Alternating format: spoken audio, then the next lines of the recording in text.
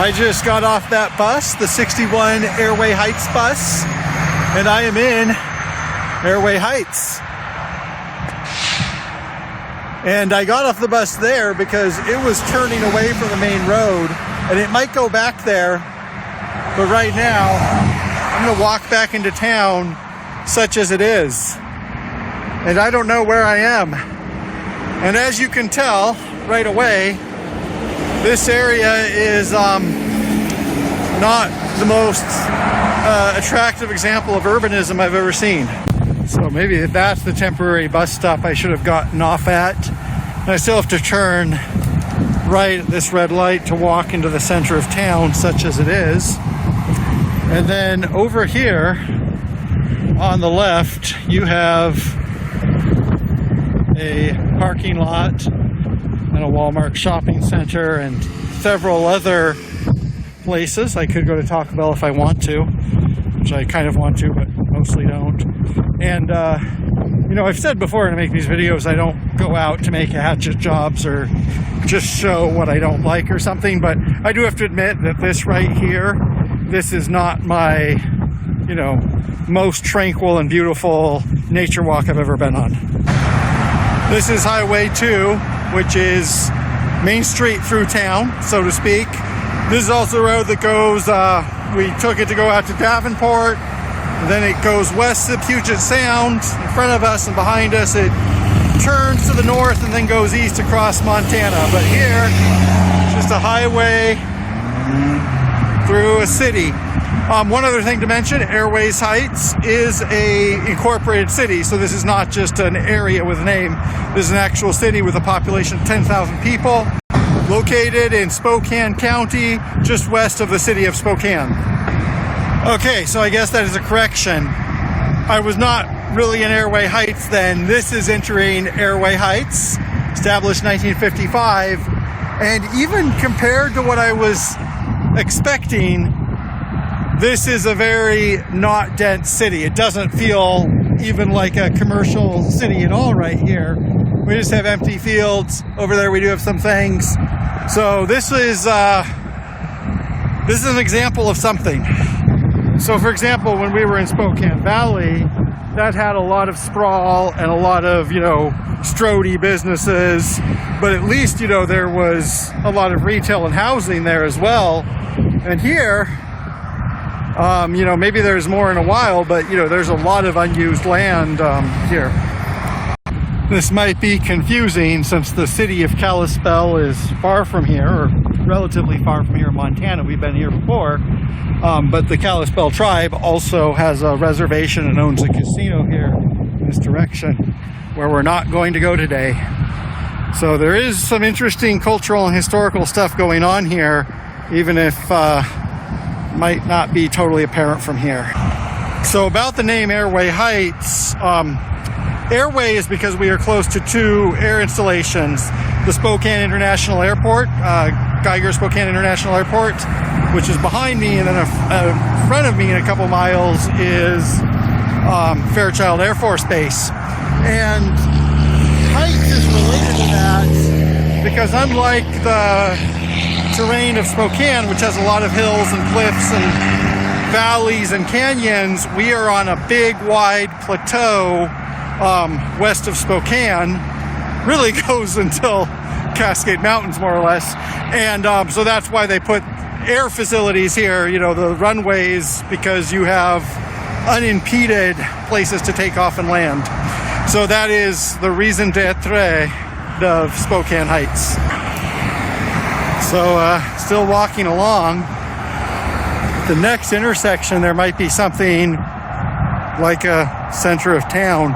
On the map there says there's a park, so we will find out. And it's not a terribly hot day, but with no shade and kind of walking by the side of the road doesn't feel like a very pleasant walk, but at least there is a sidewalk. I will say that.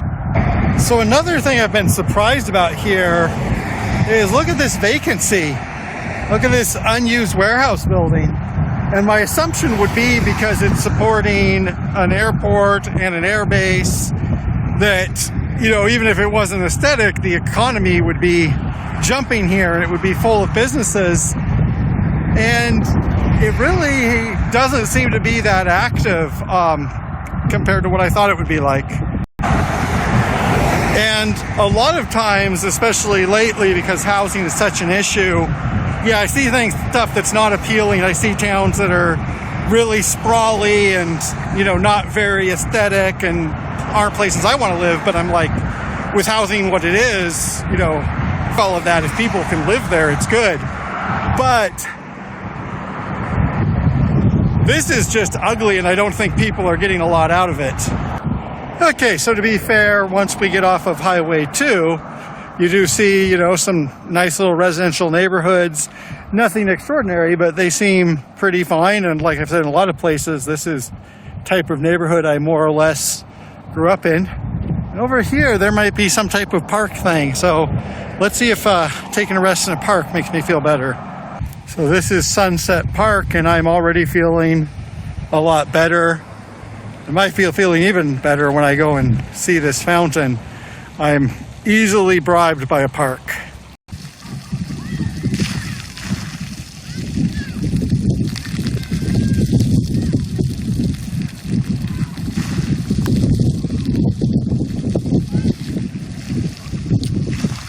So what is this over here?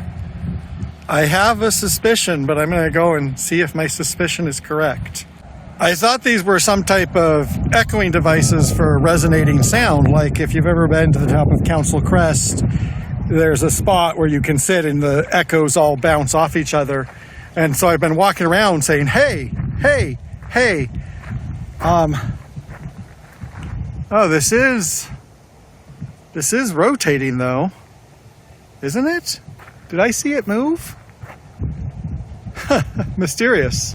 Yes, okay, so it's rotating. And that looks like it's a periscope, which would make sense. There's an Air Force base with a lot of submarines here.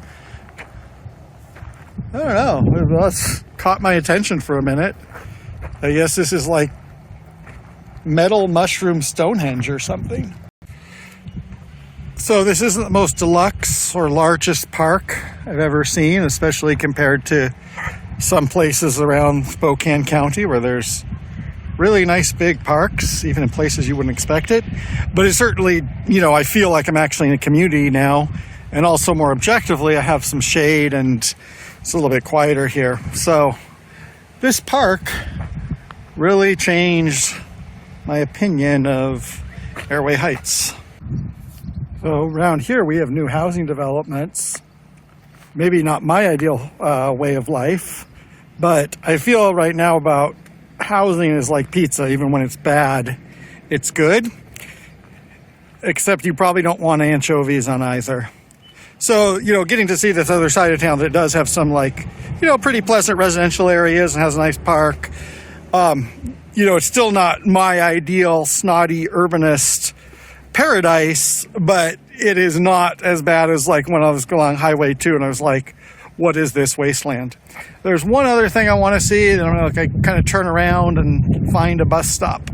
So according to Google Maps, which we know is not always accurate, this is called Traditions Park.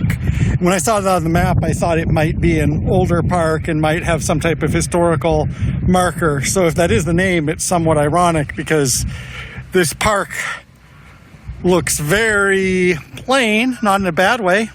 If you were a kid, this might be the best part of your life, but Traditions Park is an ironic name for a park that looks like it was just built from a template 2 years ago. And there's another one of these new residential neighborhoods, and I'm kind of heading back now. I've walked back to Highway 2. I wanted to go to the post office, and also, I need to catch my bus somewhere. And also I was wondering, am I missing something? Is there actually an older part of town or something? And if there is, this seems to be it. Actually, it looks like we have some interesting restaurants here, but I think I really have confirmed as much as I can that what we see is what we get. There is no old town or quaint little antique district like there was in Millwood or something. Really is just some businesses along Highway 2. And not saying that to be snotty. It's interesting to see another town, but this would really be a difficult place to live You know, and sometimes you can put aside the aesthetics for a while, but I think this is objectively, you know, not a lot of resources, not a lot of things to see, not a lot of places to go. And as the kids say, it is what it is, but I'm gonna get on the bus and go home is what I'm gonna do.